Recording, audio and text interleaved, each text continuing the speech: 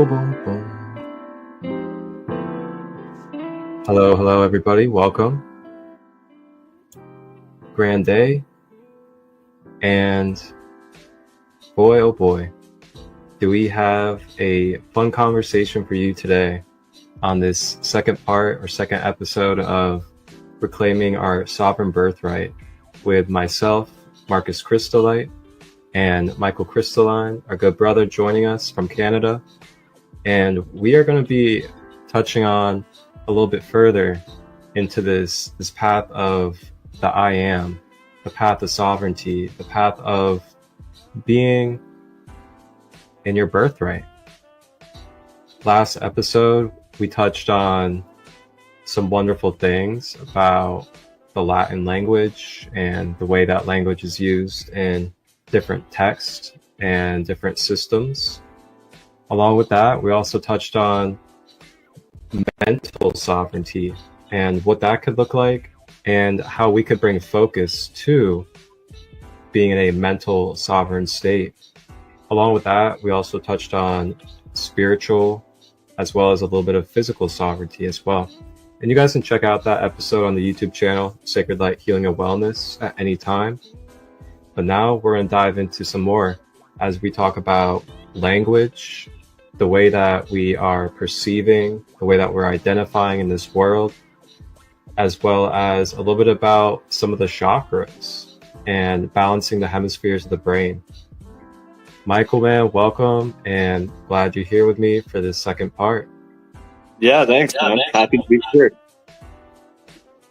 How are you today? I'm doing good. No complaints so far. Good, man. I'm glad to hear that. Yeah. So we'll go ahead and just dive right in. And we were going to talk a little bit about the way that we are identifying this world and the way that we're using our language. So to kick off, what would you like to touch on when it comes to this topic? So for me, I guess a lot of it is about watching what you're saying. A lot of these words have sneaky meanings that are quite different than the actual meaning. Like if you go back and look at the etymology of a lot of the words we use in the English language, they don't mean what you think they mean. And a lot of the meanings have been kind of switched around as to what the original meaning was. So I guess that kind of creates a bit of like dissonance when you're using that word. It can kind of, you're directing in the energy in a way you don't think you're directing it, I guess. I can't think of any examples right off the top of my head because I wasn't expecting to go this direction. But another way you can look at using your words effectively is by looking at trying to be direct with your communication, like not saying like, I think this can happen, I want this to happen, being like, this is gonna happen. Like just being like insistent, like believing in yourself and your ability as a creator to manifest based on what you're thinking, feeling, and working towards, rather than like just kind of, I guess, like using more of like a focus laser rather than just like a light, like a flashlight. By using your words effectively, you're communicating like to the ethers and to the energy at play that you want to go this direction specifically, rather than going like not being direct about it. You're not setting yourself up for the most amount of growth as you can be. Like your thoughts might be on point, but if you're speaking about it in a way that's like not benefiting that, it's going to go not as quickly as you want it to, I guess.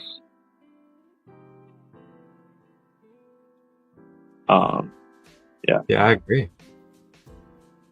Well said. And, just to add to that, we also think about, our subconscious container, our subconscious mind, and what the subconscious is and how sensitive it is. And, the subconscious, you can think of it as, not knowing better from, good or bad, or, what it should take in and shouldn't take or shouldn't take out. or take in. And with that being said, when we're being wise about the things that we're saying, it's because when we're speaking vibrational and energetic spells into this realm and into our being. And our being is also listening and hearing to that. And our body, it adjusts to what we say. Our emotions adjust to what we're saying, as well as our subconscious mind is continuously picking up on the patterns of what we're saying. So if we're just continuously saying things that limitate us and brings us into, illusionary finite realities, as well as what we can call body consciousness or body identification, which is where we relate our identity to the world or to our material body, instead of remembering and being in the embodiment that we are a soul or a essence, a pure light that is spiritually experiencing through a human third dimensional vessel, or anything along those lines, is when you're stepping more into a sovereign mindset. And then through that, when we get into the hermetics or the universal laws, you can go into the very first principle, the law of mentalism, the all is mental. So everything that we are continuously telling ourselves through our mental energy and mental vibration, that is then rippling and it's vibrating into this existence. So if we're continuing to tell ourselves that, the only thing that we're capable of is living a government job, that we have to go to school, and that, we only can abide by everything that the government tells us, and that we're also only capable of doing the things that our physical body can do. We're not more capable than anything more than our physical body. Then that's when we bring ourselves into these lower densities of awareness and experience. But then when we step out of that and step more into the state of being a sovereign I am being, and remembering that we are just experiencing through these vessels, that we are more than our emotions, we are more than our thoughts, we are more than this body, then we become more in the role of the alchemist, or you can call the self-master, where you're then more of, if you really want to use it in video game context, you're more of the person in control of the character in the video game. And then you can actually detach more from the world. And this detachment can actually help you have a more peaceful and more healthy life, because you're not attached to the identifications of the world that is constantly changing, that is constantly projecting, that is constantly going through third dimensional duality. And just remembering that you're here on a journey, you are the wholeness of this polarity that you're in, and that it's a temporary moment that you're going through. So, language is huge, and there's just so many unconscious patterns that can happen as human beings due to how much our subconscious is active. And programming is a really big thing, especially in this society. And it's wild when you really start peeling back your own layers and you start looking at your own programming ever since you were born till now. It's amazing. You'll really realize, like, wow, I've been carrying like so many thoughts, so many behaviors, so many different energies that do not even resonate with who I truly want to be or the way I want to live my life. And it gets deep, though. It's not the easiest, I tell you that. Mm-hmm. Back over to you, brother. Yeah. So you're carrying all this stuff that you don't even realize you're carrying until you start really peeling it back and being like, why am I thinking this way? Like, starting to examine your own thought patterns and like, where'd this come from? And then if you're really able to do that and like put aside your own like beliefs and whatnot, and just go back to like where did this actually come from? You're like, oh, this came from like something that I watched when I was a kid, like 30 years ago, or like however many years ago, whatever. And then like you're just like, whoa, what the fuck? Like I've been thinking like this whole time based on something that like isn't even relevant at all to me anymore, and wasn't relevant to me in the first place, anyways. Like, and these are all things that we've been programmed to believe based on different things we've seen, different books, TV programs, something someone might have told us at some point from like a position of authority, like, oh, if you do this, you're going to end up working like a dead-end job your whole life. Like, maybe that's not the case. Well, it's definitely not the case for most people. The only thing keeping you within that program is your belief that you're stuck in that energy. Like, the only limits that exist are the ones we give ourselves. So That's right, man. You know, it's not just a cliche. It's not just a cliche that we're the only ones that limit ourselves. Like, it's so true, because it's so amazing, like, this life.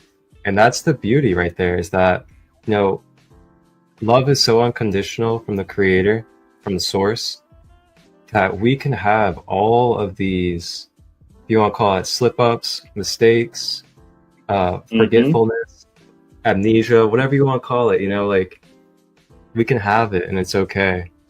And, you know, part of that mental power too is remembering this right here that's being said, is like, even if you don't get the, you know, you don't get the truth the first time or embody it the first time, then, you know, there's always the next moment. And that's the beauty of the free will that we have here, is, you know, you can't take away someone's ability to choose. You know, that free will, that is literally, it's birthed within the fabric of our beings, and there's no way around it. Now, don't get me wrong, you can be manipulated, you can be influenced, you can be intoxicated, you can be all these different things that will pollute, distort, and sway your choice, but you still ultimately make the choice. And sometimes we gotta slow down. Sometimes and that can be a little scary too, realizing that it's all up to you. But then you just have to lock in and be like, well, if it's all up to me, that's a good thing. That just means I got to rely on myself. Yep. And yeah, that's why I say, like, you know, we got to slow down, because sometimes when we're just moving, we're on autopilot, you know, we're just, we're so externalized. We're waiting for the next thing, or we're waiting for the next job that we have to do, or the next person to be in a relationship with. And it's like, man, if we just slow down a little bit and just come back to being present with ourselves, we'd realize, like, man, I have so much beauty, so much power, and so much abundance to experience just being present. And like, through that presence, then you can become more healthier, more vibrant, more radiant. And then you can attract naturally those things that you've been seeking. And when you attract it naturally, it's a little bit more resonant, healthier for you. So, yeah, for sure. A big part of that comes in with the gratitude aspect, right? Just being thankful for what you have, and realizing that the more thankful you are, the more you open up. Oh, my cat's trying to get into a drawer he's not supposed to be in, but that's okay. He won't get in. It's locked.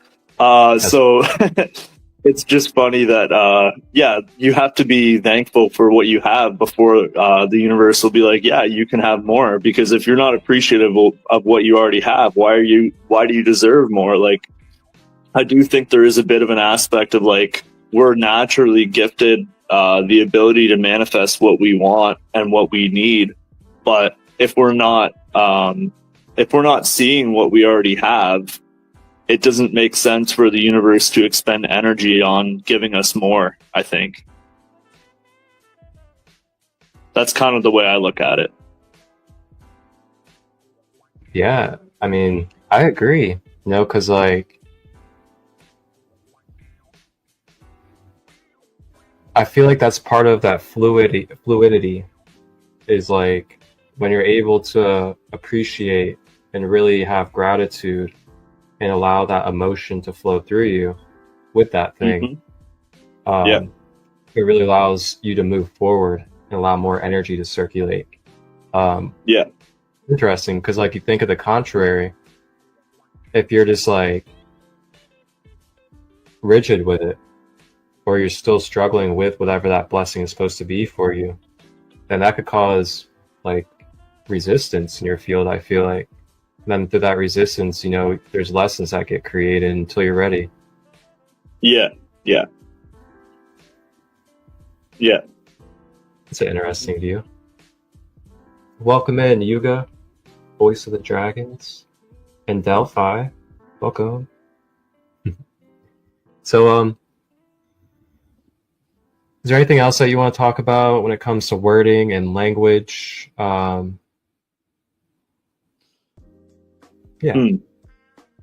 I guess just like the way the system is designed to steal your energy, right? Like the weekend, you go to work and you earn a living, and like we call an urn.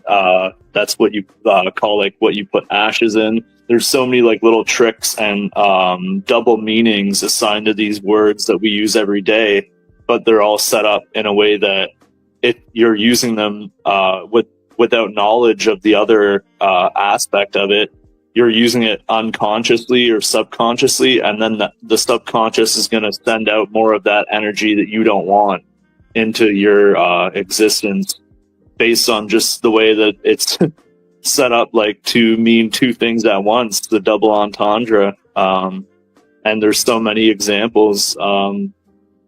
Weekdays, you're in a weekdays. Like, it's just wild when you start picking apart and decoding all these words. Like, even just like frequency, you have like within that word, you have free, queen, C. So like, there's many ways you could pick apart these spells and find different meanings. And sometimes I like respelling words in different ways. Like, I know I've been since we met, I've been saying to you donks, like THAN. I think it's HK. No, KH. I always get confused with the last two for onk. But anyways, I've been saying that because I like the idea that by giving thanks, you are actually bringing in more energy, and like that is sort of a way of being eternal, is by always being thankful. Yeah.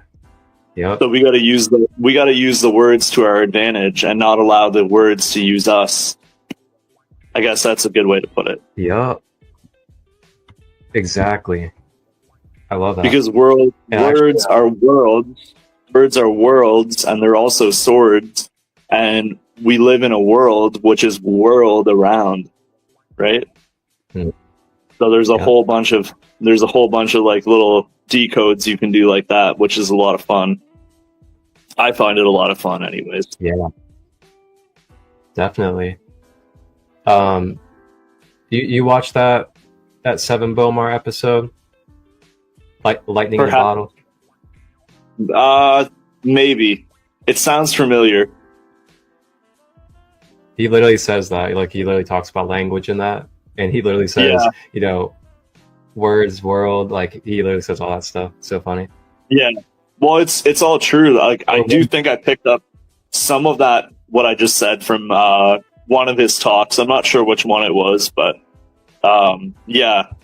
Just that really stuck with me, that like words are worlds, because as you're speaking, you're creating, because we're all co-creators. And then also the whole bit about world, and then like world around, like we're being whirled around the axis. The earth turns around that axis, and that really stuck with me about that motion of the word world. So yeah. Man.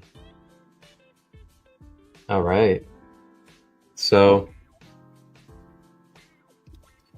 yeah, I think we'll move forward from language. And if anybody else out there, if you guys have anything to share about language as well, and just, conscious wording. So I know there's a lot of different cultures as well that actually go by like, more conscious wording, such as Rastafarianism. Like I know Rastafarians, they actually change their language and the way that they're using their words, and they try to eliminate anything that could be bringing a negative context into the vibratory field. It's really cool stuff, and it's kind of fun too when you get into it. And also, we can create our own words too. Just saying. So think about that.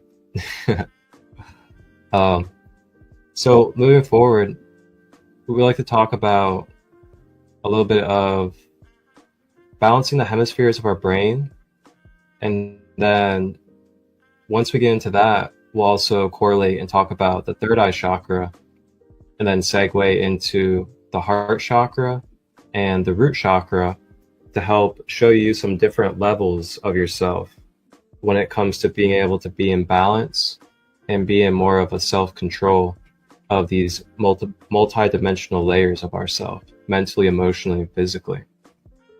So Michael, I'll hand it over to you so you can talk about the hemispheres of the brain. Okay.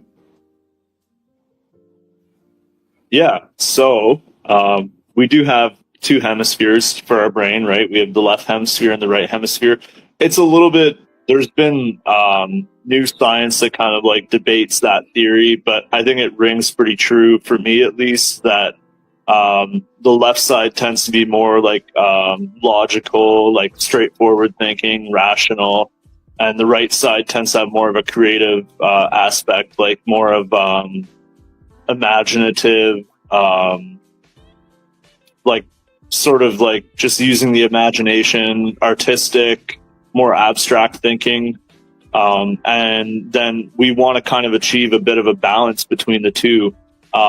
Because if we're able to sit in between those two sides of ourselves and sit within the middle of our brain, that's when we have more access to like our control panel, which is like our third eye, like all that stuff that we use, all our glands that we're able to use, I think, a little bit more effectively when we're sitting in the middle.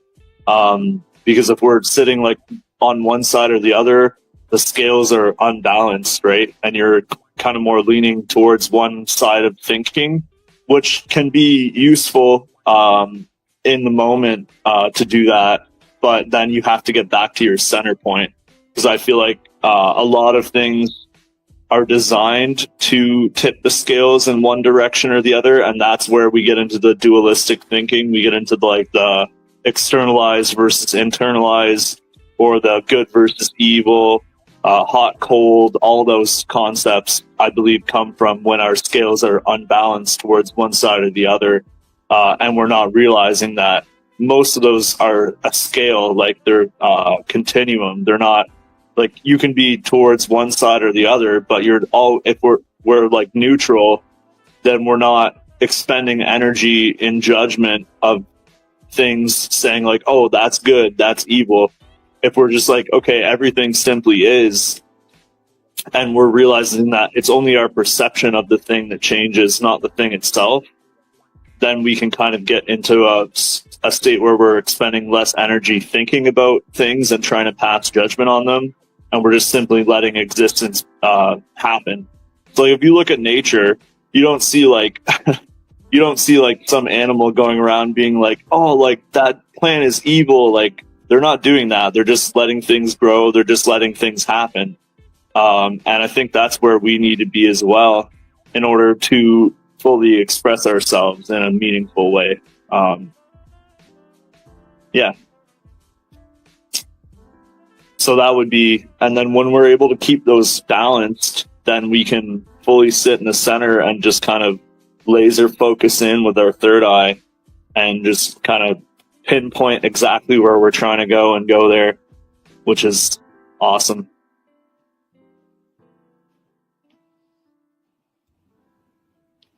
Do you have anything to add? Yeah, absolutely.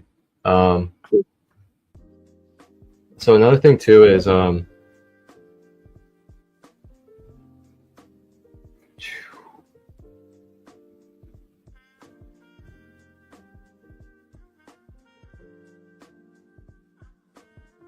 So when we have ourself more in one hemisphere than the other, then this is when we can start to experience imbalanced or shadow versions of our masculine and feminine energies, depending on the degree of, where you're at. And when this happens, this can leave us pretty susceptible to misconceptions, distortions, manipulation, as well as other contrary energies. And it leaves you with multiple different things that could happen, of course. And one of those could be that contrary energy could put you through an experience that then balances you out. Or it could cause a lot of resistance in your life if you don't know how to be able to move through it. So, you see a lot of propaganda, a lot of mental and psychological, I'm not going to use the W word, but a lot of mental and psychological usage of things on people. And, it's no coincidence that a lot of it, just about all of it, is very polarized. Very polarized. Even just look in the media, look at the way that they try to imprint the public normal. All these different categories, all these different boxes, all these different labels, the first black this, oh my gosh, the first woman this, oh man, the rich and the poor, and the left versus the right, and vegan and non-vegan, like all these different verses that they do. Yeah. And what that is a representation of how out of balance our hemispheres have been as a collective, because we have allowed ourselves to project a reality in the collective that has gotten to this point. And of course, there's a lot more to it than that, but it's definitely a part of it. But the more that we come to that balance of the hemispheres, which is also the balancing of your third eye chakra, then you're able to be more in what we can call Christ consciousness. What is Christ consciousness? There's many different ways of describing it, many different terms that you can use also that also represent the same thing. But Christ consciousness is simply when you are in the state of wholeness, balance. It's not about left or right. It's not about good or bad. It's not about light or dark. It's about knowing that you are all that is and you ever will be, and everything else is all that is and ever will be. And being present with what it is that you're sensing. And that's it. Just really being that. And then from there, once you're sensing what you're experiencing, it's remembering that you're still a Christ conscious, sovereign individual, and you are the one to take something with that information and energy that's in your space and to do something with it as an alchemist. And that is what we do in these human vessels. We take information and energy and we do alchemical things with it. And we're always doing this, whether we're conscious or unconscious of it. And there's a lot of people that realize that there's people unconscious of it. So they will overuse their conscious power on the people that are unconscious.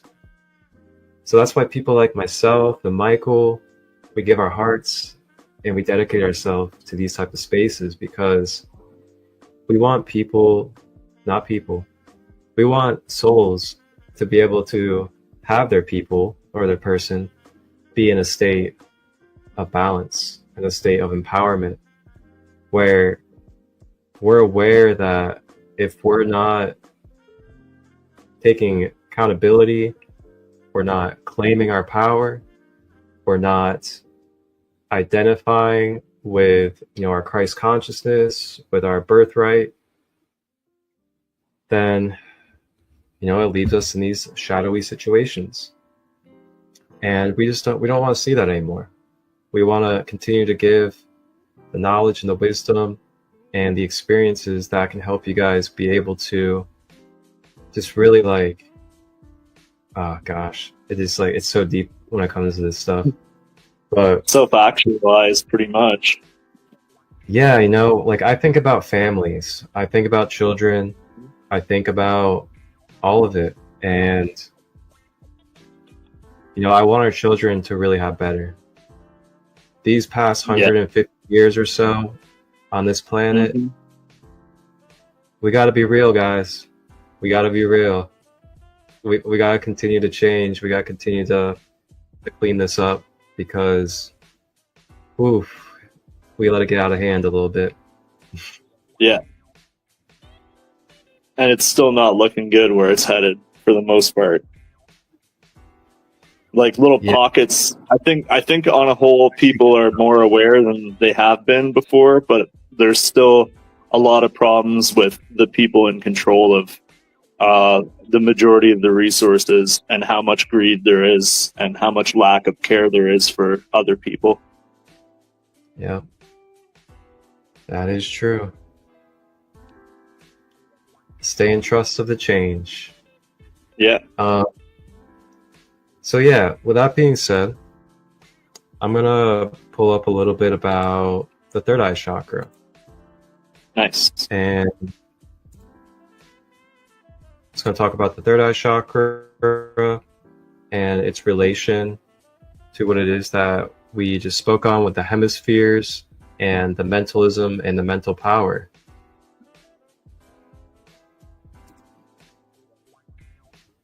Alrighty.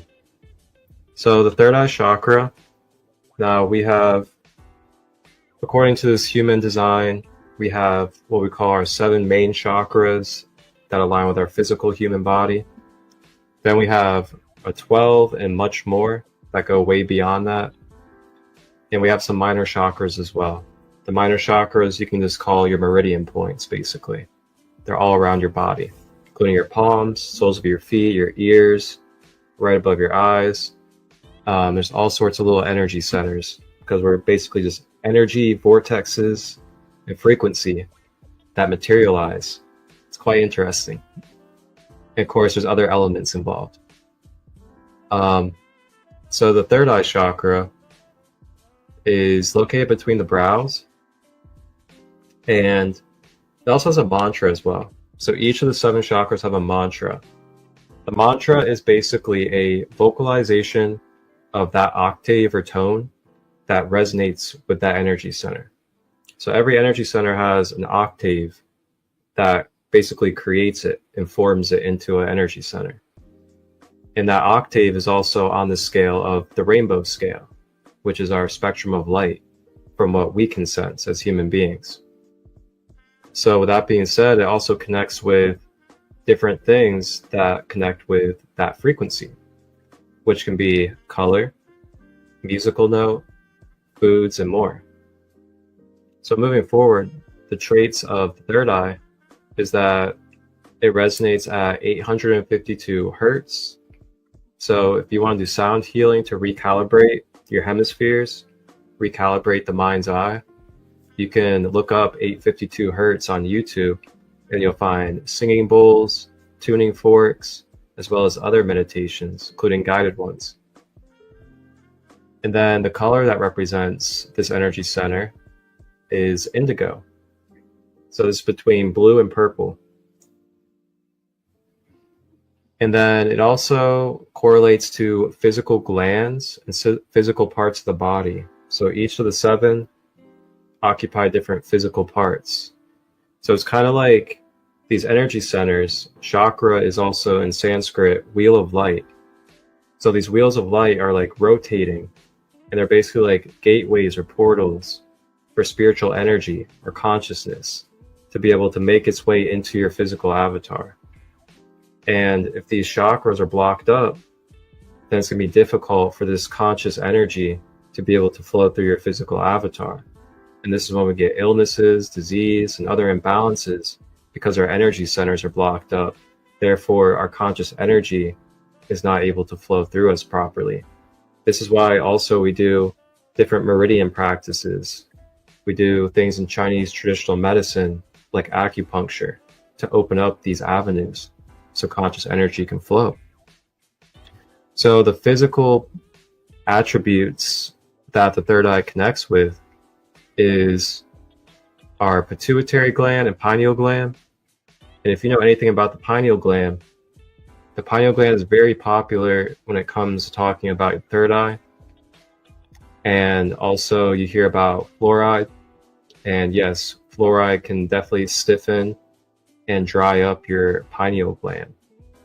And your pineal gland is the powerhouse of your brain that stores a lot of your main chemicals that help you feel alive and help you feel like you have energy and ability to even live, such as melatonin, melanin, some of your hormones, as well as other chemicals as well. And they say, they put fluoride in different things to calcify the pineal gland. And when it becomes calcified, due to those chemicals being dried out, it makes you kind of docile and zombie-like. So you can always research if you want. You can even just go into history, look at, the Nazi time period and what the scientists did. It's interesting stuff, and it's just all facts about history. So moving forward from that, it also occupies the forehead, the eyes, the nose, and the brain. So if you have any tension in those areas, you have head tension, stuffiness right here, anything like that, you can actually do some third eye chakra energy work, and I'll help open up the tension so there could be more light coming through there. It also is connected to your circadian rhythm, your bioclocks, and your cycles.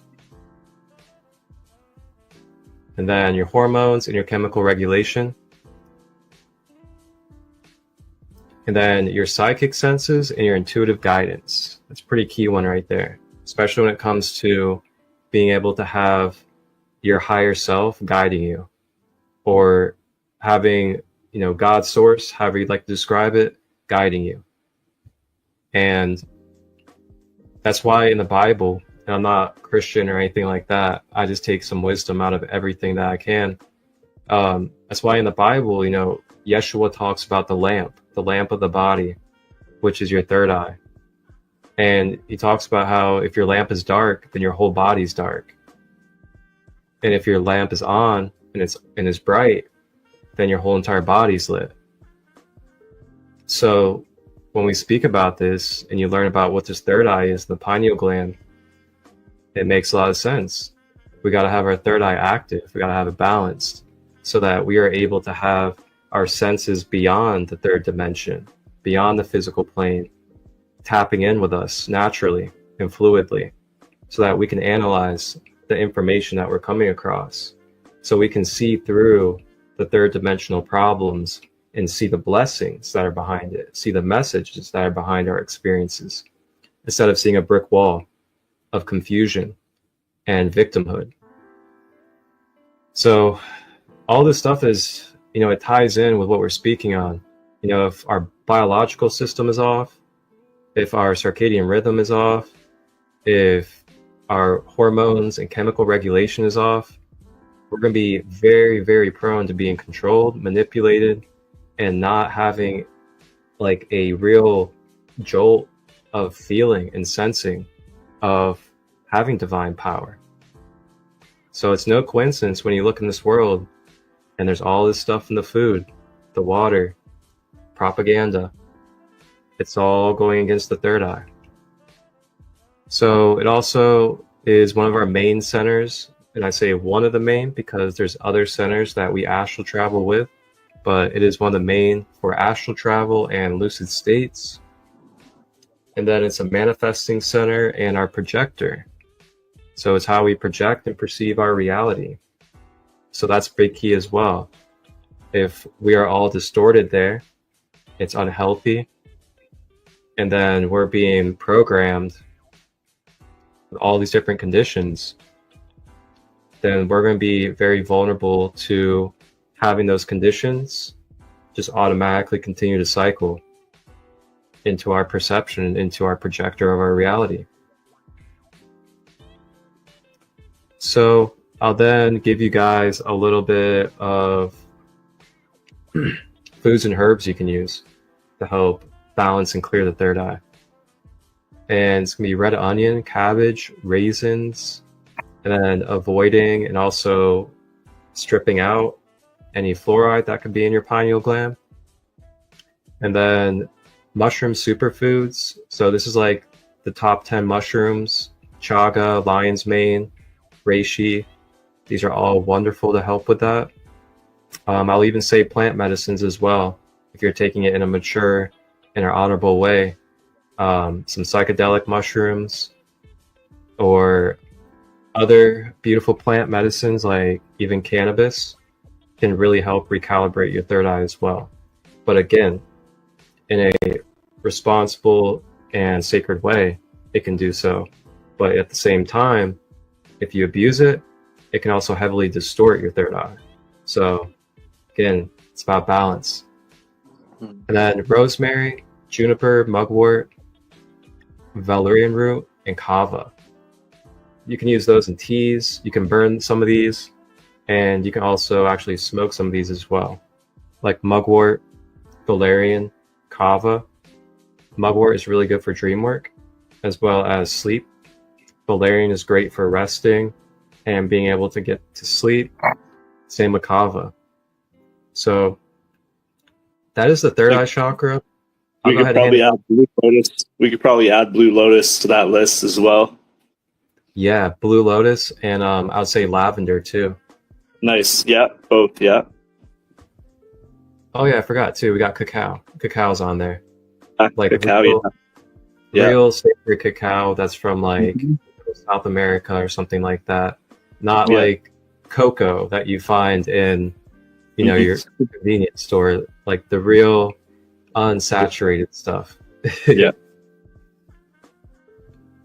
You have anything to share about this, the third eye, or anything? Well, yeah, the blue lotus said, like, yeah, mention that, and then as far as the sacred medicines go, yeah, you got to be careful that you're not abusing them, because that can go really badly. I've seen that happen before, for sure. And yeah, I guess the third eye would be kind of like, the way I sometimes look at it is it's almost like a valve that controls how much access you have to all the energy coming in through your crown.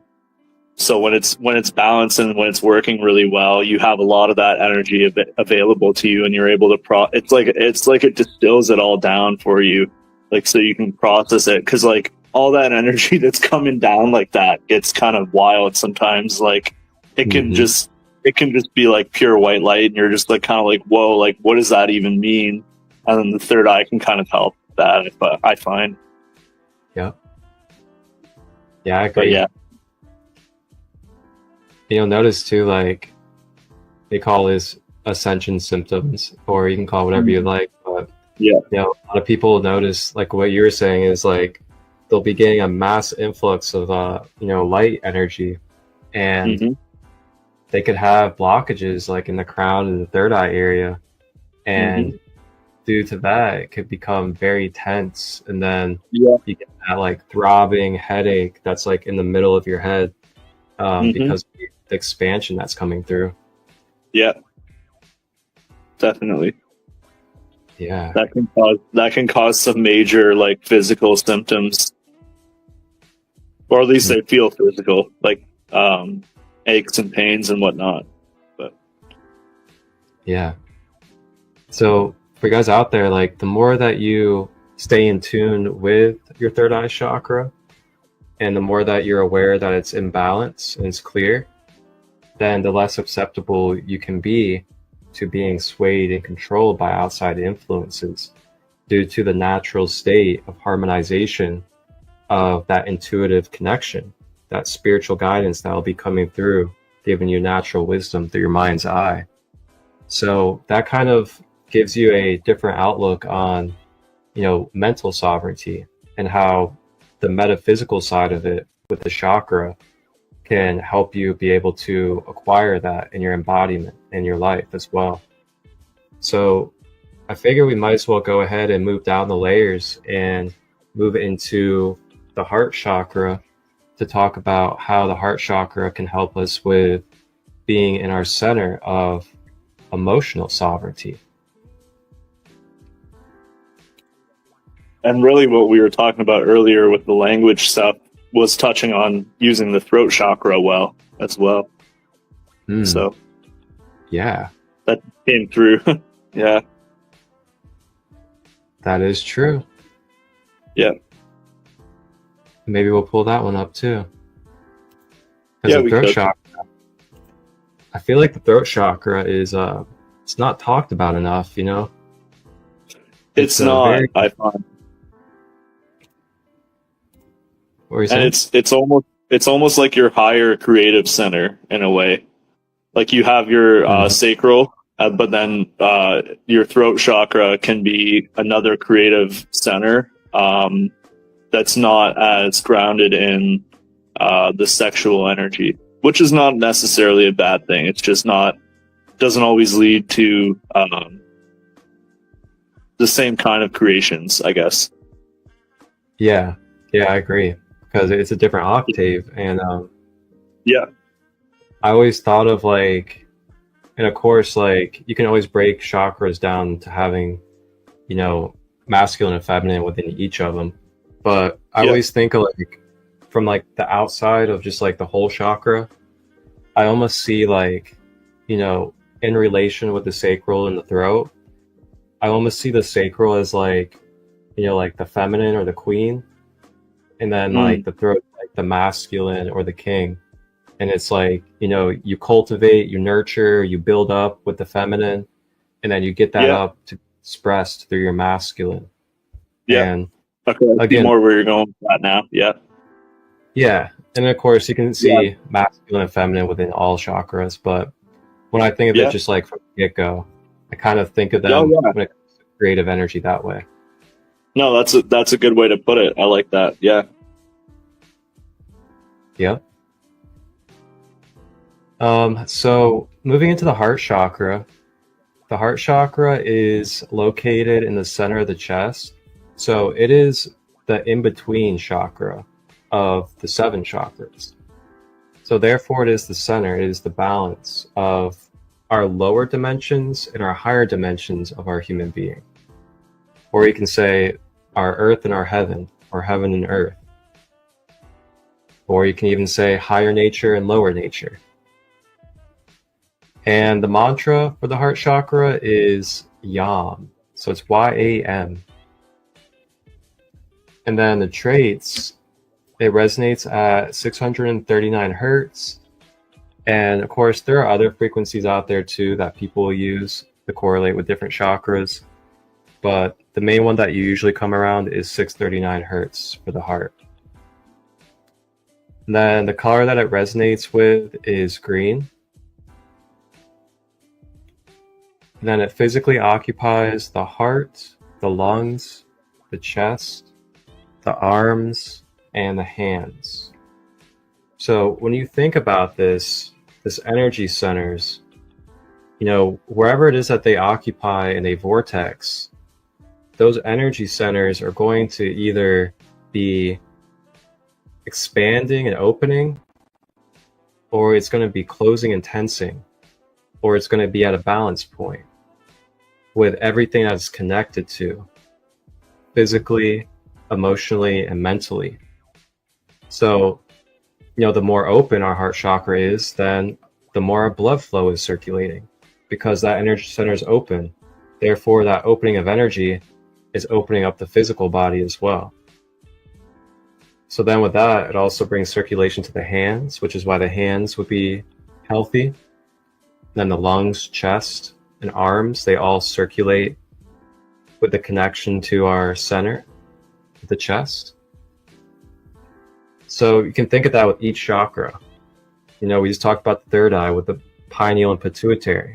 So the more open that center is, the more there's energy flowing and bringing opening and less tension to that area. So this is the center of unconditional love. The reason why it's the center of unconditional love is because it is the balance of animalistic love and spiritual Christ conscious love. And yes, there's different degrees between what you can call like a animalistic human love or a higher spiritual love. In a animalistic human love, you know, we have attachments, we have all these filters, we have all these traumas and experiences and other things that are influencing the love that we're sensing and feeling. Compared to spiritual love or Christ conscious love, it's not bound to any of these things that we're going through in this human life. Therefore, it's a pure filter of love. And that is what you can call, you know, higher love or Christ conscious love. So it's very interesting. And then you also learn that we have a higher heart chakra as well.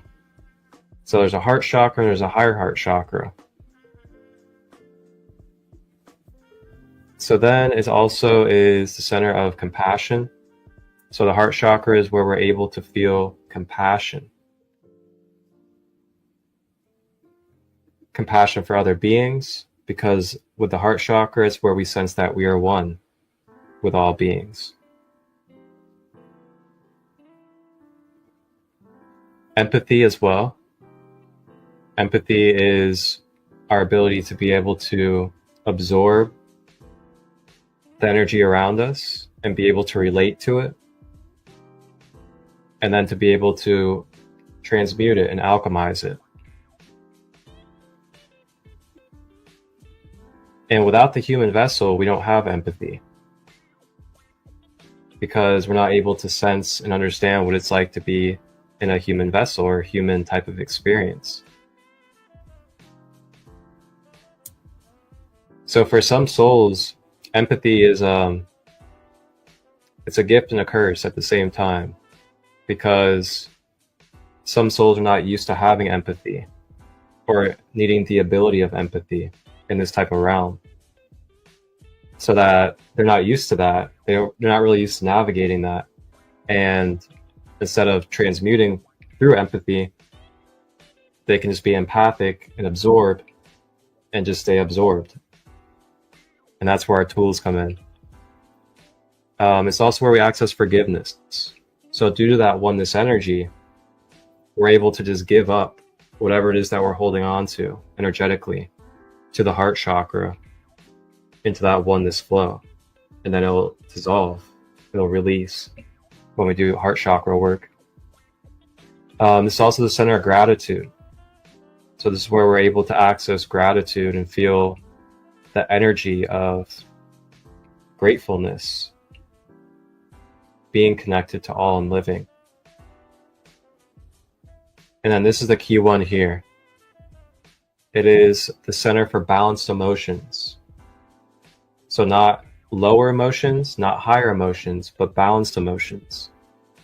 This is where we're able to be in balance with our lower human nature, as well as our higher spiritual nature, and emotionally feel that and bring it all to one within the center of our human being.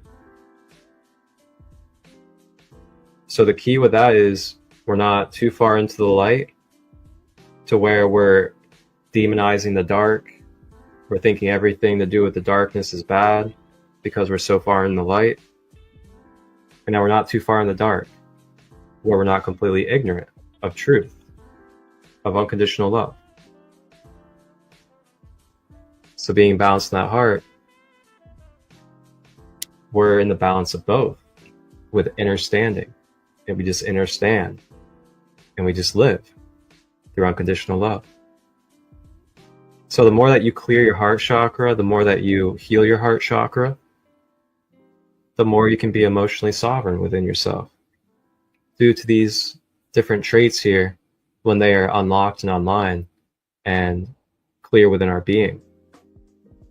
So foods and herbs you can use, basically anything green, leafy greens, broccoli, cauliflower, celery, basil, thyme, cilantro, sage. Then you can use hibiscus, jasmine, rose, and moringa. And they can all help open up that energy center. Then, of course, you can do different yoga poses. You can do different meditations, breath work, crystals that you can use, and so much more stuff out there. Anything you'd like to share about the heart chakra, brother? Well, I was just tapping in with mine while you were talking, and I was just like vibing out really, really nice, feeling like unconditional love. It was beautiful. And then the crystals, like rose quartz, malachite. Yeah. I didn't know if you had any up there or not, so I was just going to share a couple. But yeah. It was really nice, just tapping in with that energy. I often tap in with my higher heart as well. But I think, oh, there we go. Yeah. Cool. Nice. Yeah.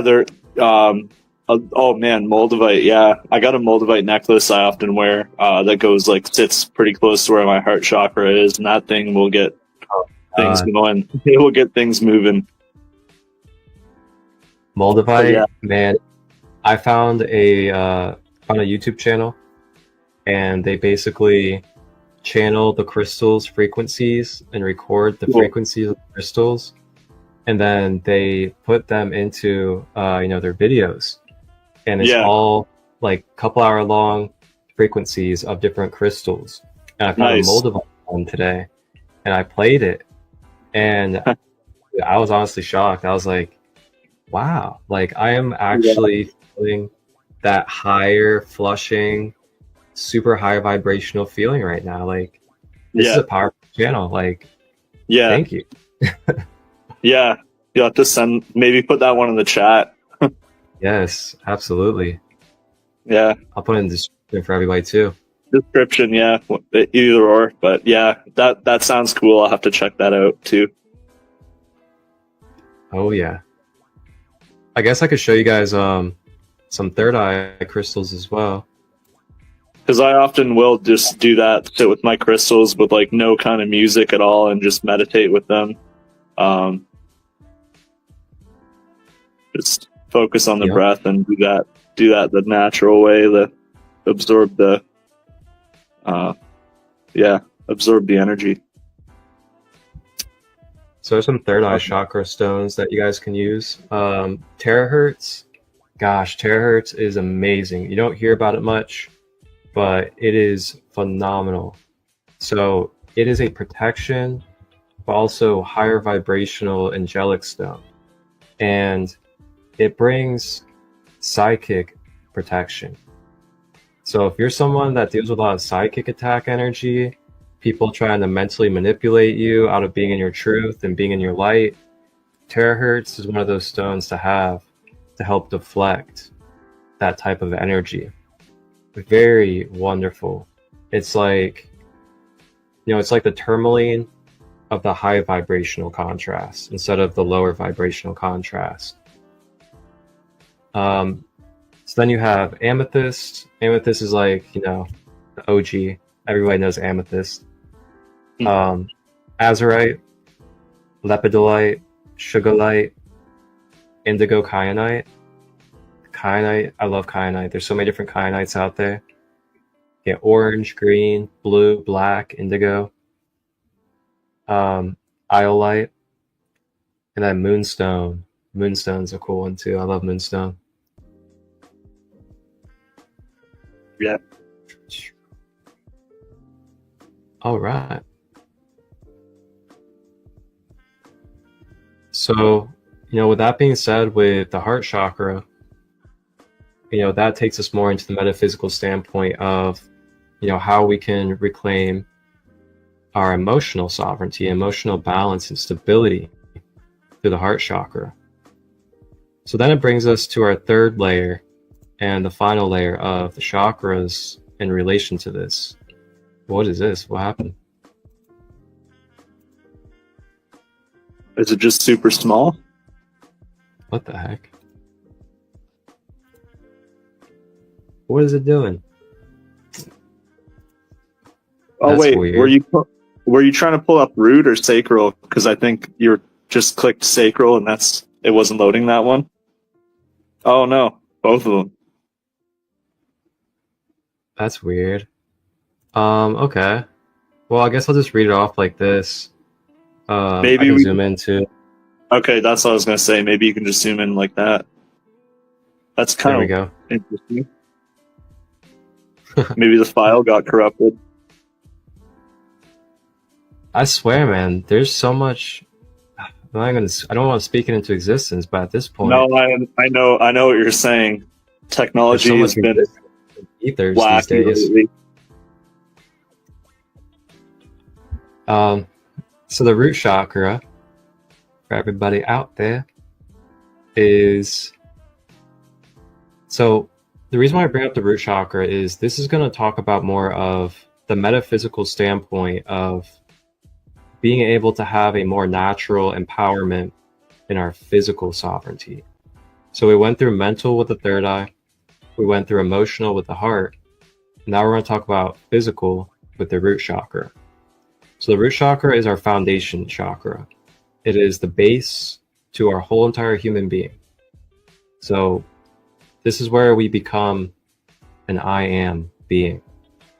This is where we have a sense of survival, living, being able to be at peace within, being able to be stable.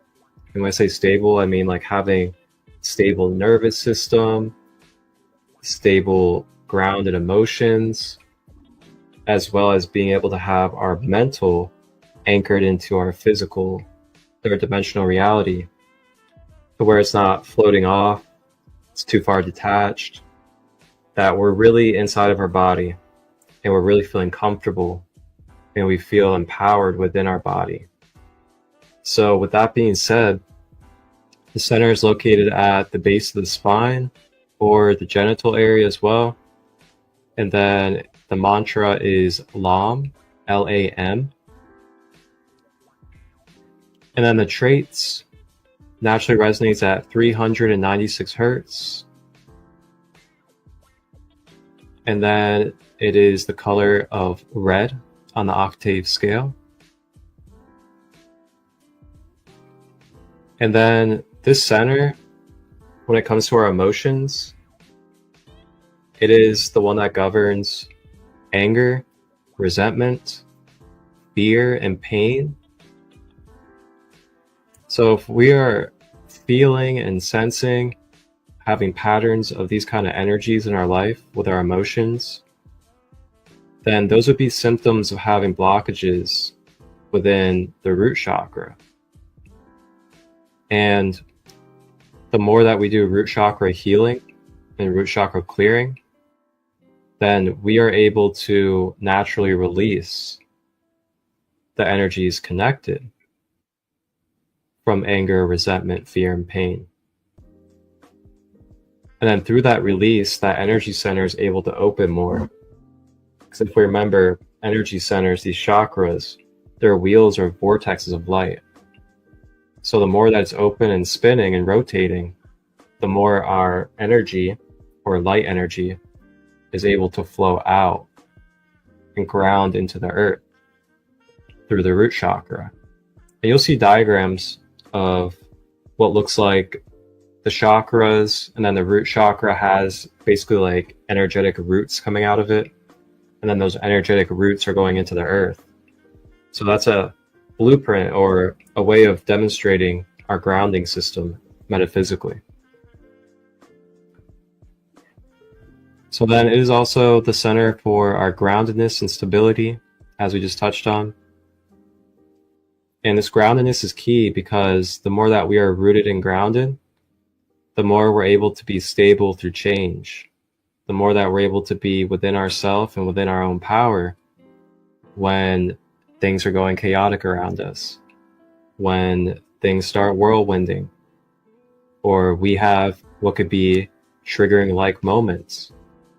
But due to how grounded we are, how healthy our root chakra is, we don't even get triggered by what we would typically get triggered by and go into fight or flight.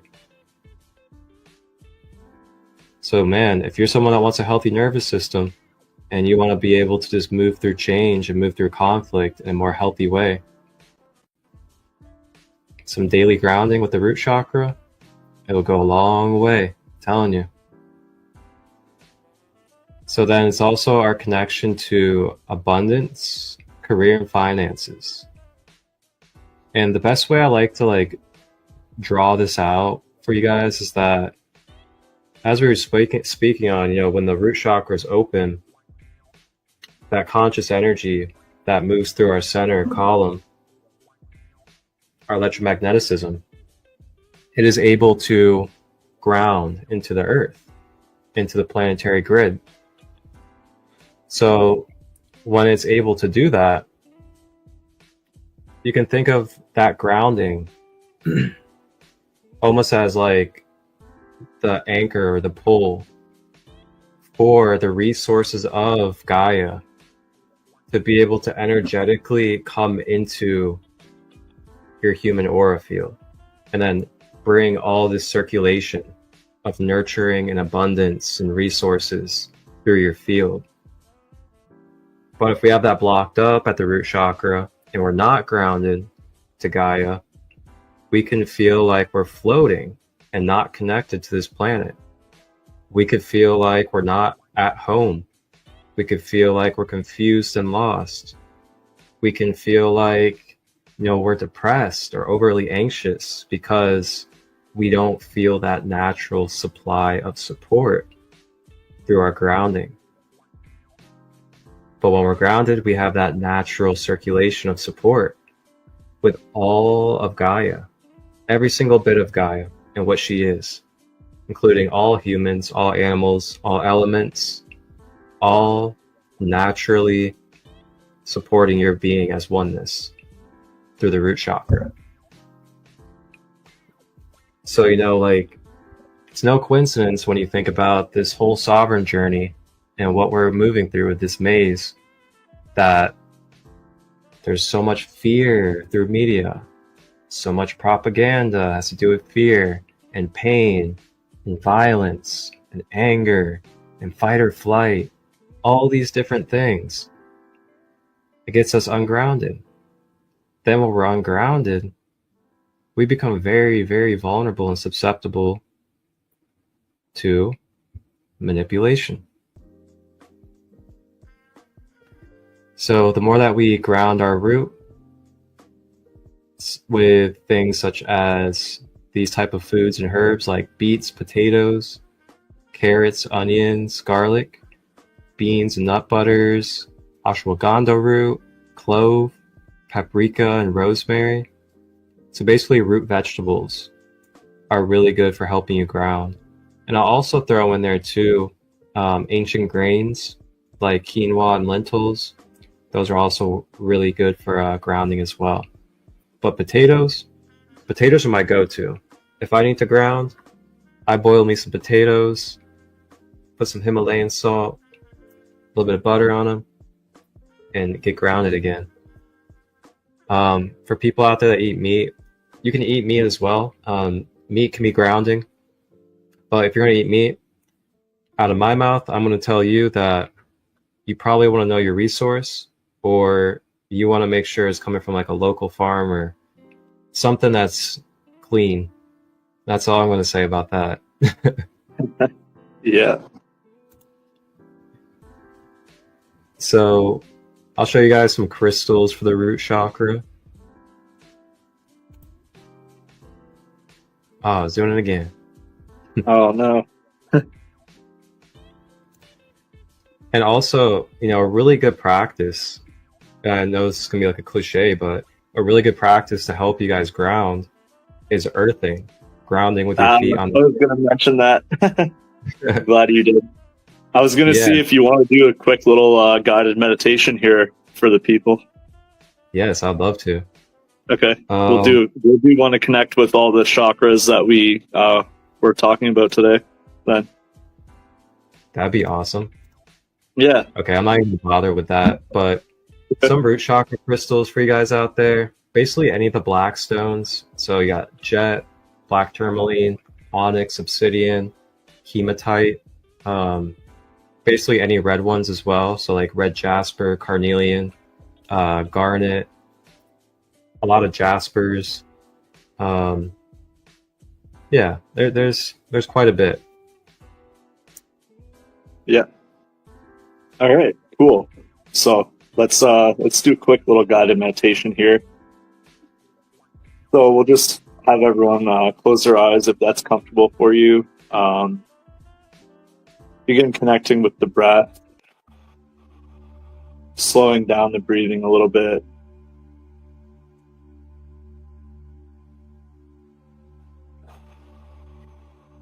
And if we could bring our focus to the root chakra at the base of the spine.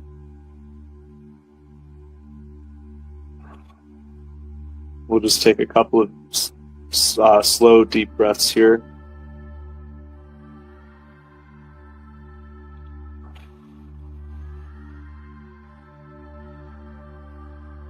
Begin to sense how the strength and the power that comes from this center.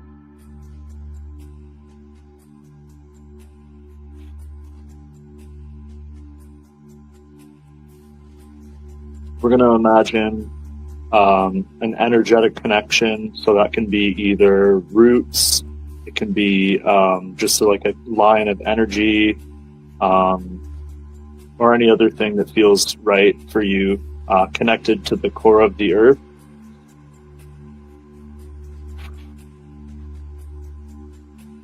From the root chakra,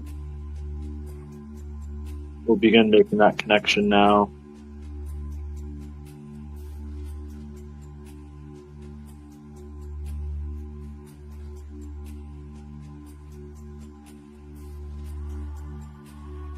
Imagine that energy flows both ways through this connection, from you to the earth and from the earth to you.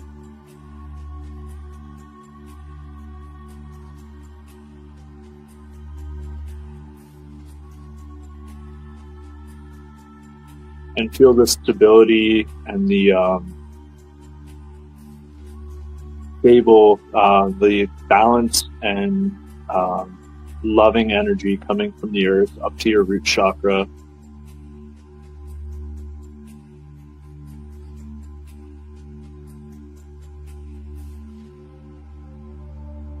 Feel the connectivity between all things, all life upon the planet, underneath the water and in the air.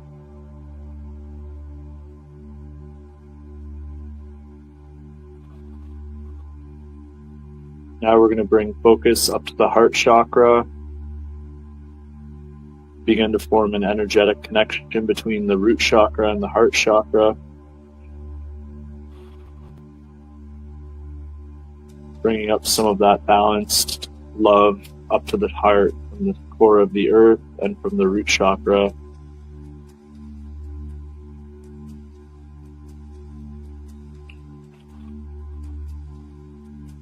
Breathing into the heart, letting go of any emotions that are no longer serving you.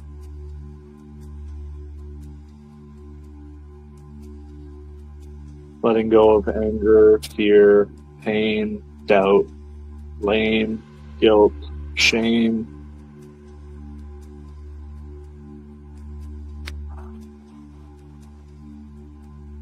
Anything you've been holding on to for others that doesn't belong to you, that's not serving you.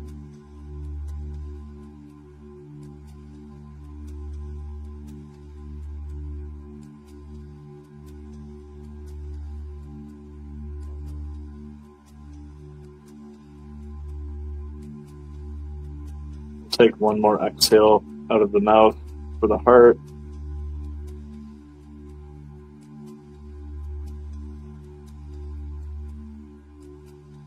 Grounding into the energy of unconditional love and respect for all life.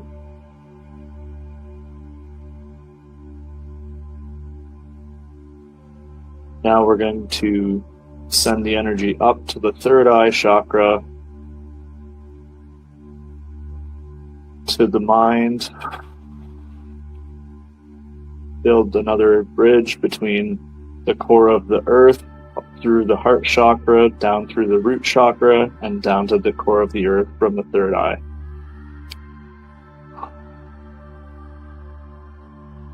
Feel the energy flow in both directions. Grounding the energy coming in from the crown into the earth and back up from the earth into the crown, connecting heaven and earth.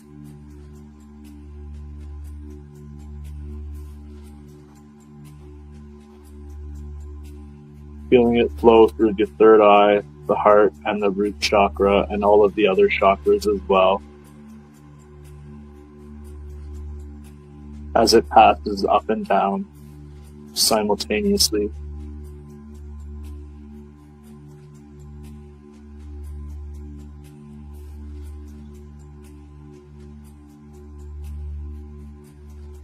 Interchanging the grounded energy of the earth with the absolute unbounded and unlimited energy of the heavens and the light, the balanced energy of the cosmos, the stars, and the planets, and everything in between.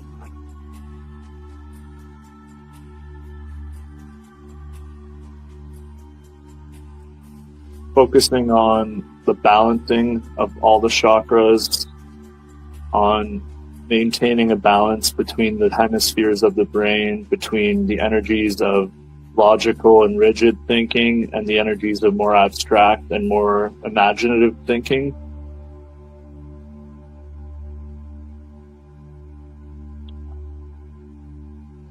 While staying grounded in the energies of the root chakra and within the energies of unconditional love of the heart chakra and of Christ consciousness.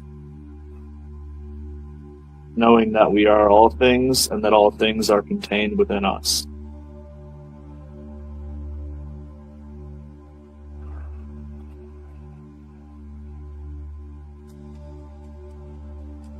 Connected, protected, and whole. Full of love, full of light, balanced by darkness, which is nothing to be afraid of.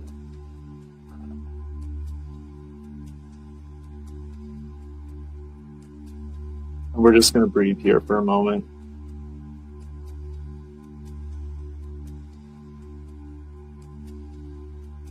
Allowing the energy to naturally balance.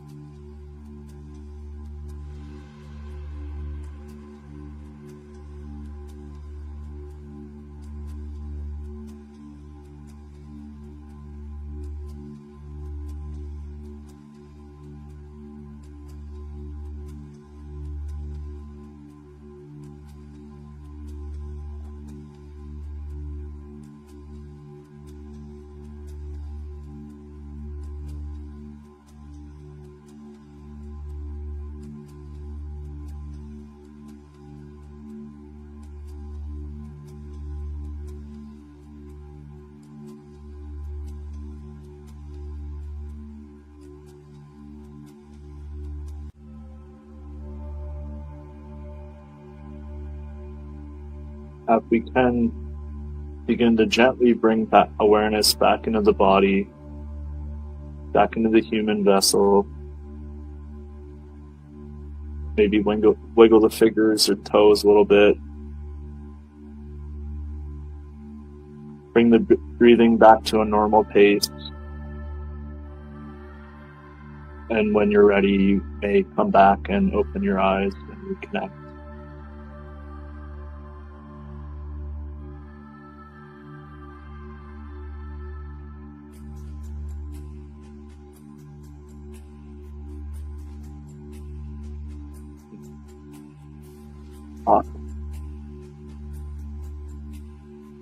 That was a good one.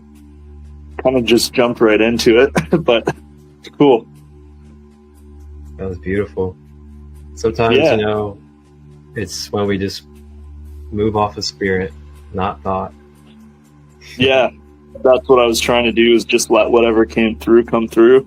one of the things I wanted to mention, but I didn't because it was like towards the end when I was trying to just have everyone connect in, was that earlier when I was thinking about connecting the crown and the center of the earth and like the heaven and the earth, I was thinking about how lightning bolts happen and like how you could almost imagine the energy flowing that quickly if you wanted to, which was kind of, it gave me an idea for like a little meditative exercise I'm probably going to try later, which is going to be interesting. But Lightning meditation. Yeah, just like imagining the energy coming down like lightning speed and then going back up lightning speed, and just like the flow of that would be probably quite powerful, I would think. Yeah. Yeah. You could even play some like rain and lightning in the background. Oh like yeah, that would be awesome. Yeah. Oh, yeah, man. They have all kinds of thunder storm meditations on YouTube. Yeah, that would be awesome. Now you got me. I'm trying that later for sure. Man, now you got an idea for me. I might bring that into some of my spaces physically. Like that would be such a cool guided meditation experience. Yeah. I think I'm gonna have to try it out first, and then maybe I can bring it as like a group meditation or something. Definitely. Like I think that would be sweet. Especially if you knew like a sound healer and they were doing like singing bowls and you have dude, yeah. And then the rain chimes. Oh yeah. One of my friends is like really good at throat singing, and I feel like having him there would just be like, that would be wild too. Yeah. Singing bowls, like lightning sounds, and throat singing as well. That'd be crazy. Yeah, the rattles. Yeah, you could have some of those. Yeah. Oh, sure. yeah. It's all coming together. Oh. Greetings, Christstar music. Greetings, sister. Cool. Maybe that's the sound healer for this meditation we're gonna come up with. Yeah. Welcome in, sister. How are you? We just did Michael just led us through a wonderful root, heart, and third eye chakra meditation. So you can definitely enjoy that on the replay if you want to tap in. And we also journeyed and talked a little bit about our language and identification with our words and the spells that we use with our words, as well as a little bit about those 3 chakras and how they relate to empowering ourselves in our sovereign energy. Mm-hmm. She said, I don't know, I'm still fake miserable. What's fake miserable? If you're miserable, just accept that you're miserable so you can move through it.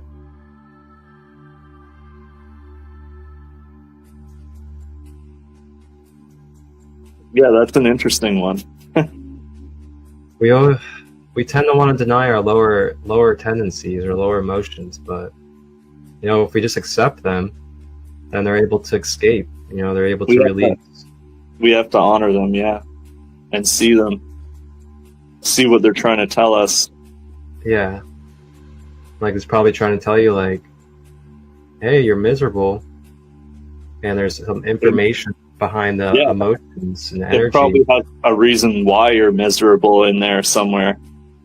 Yeah, that it can tell you what you need to change in order to avoid that feeling. Yeah, but we're here for you, sister. Just reach out if you need some support. Either one of us. Sending love. Yeah. That's Reiki. Yeah.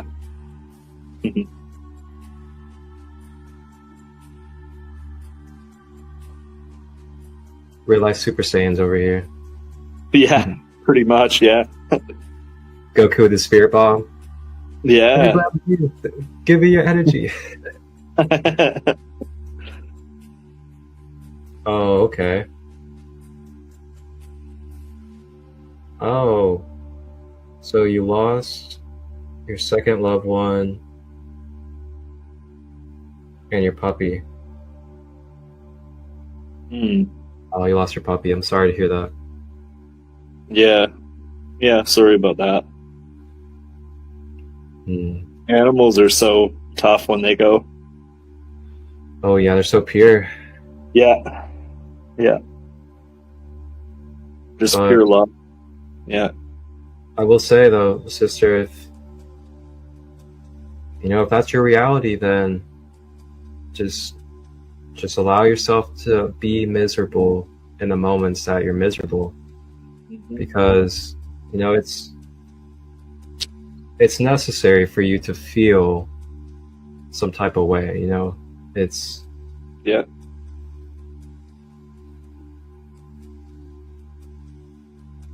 Oh, not a puppy. Girl, you gotta make sure you word this right. Two ex-boyfriends. Oh, uh-oh. Now we're going to another ball game now.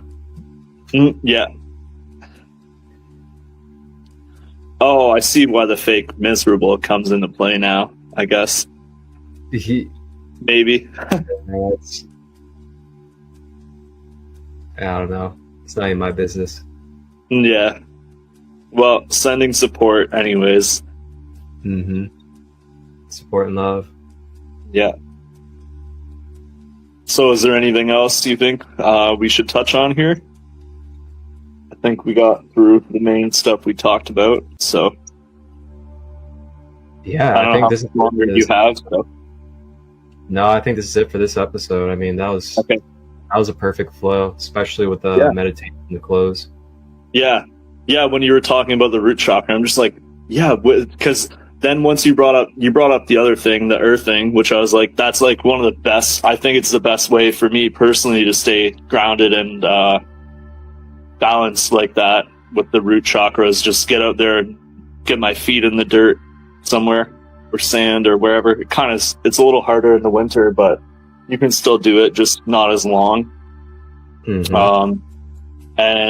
then it was like came through like, yeah, let's do quick guided meditation for that, to connect with the core of the earth and give people that tool that they can use on their own time, even just to imagine you have the roots going down, or whatever kind of energetic connection you want to give it. You can do that. Yeah. It's a good one. Yeah, there's nothing like that feeling of, your feet chakras being on that earth grid. Oh man. Yeah. That feeling. Phew. Yeah. How to get over two people I let go years ago. I was in a great positive place. Feel this. I'm trying to accept and snap out of it. I see. Yes.